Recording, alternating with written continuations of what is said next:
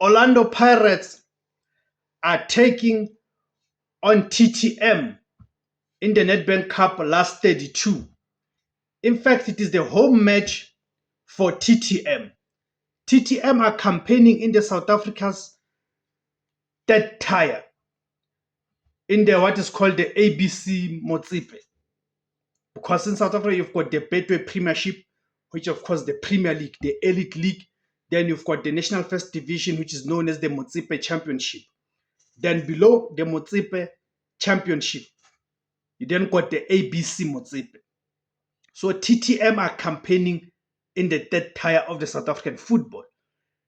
TTM is a team that is originally from the province of Limpopo. However, they've decided to take this match to Moses Mabhida Stadium in Durban, in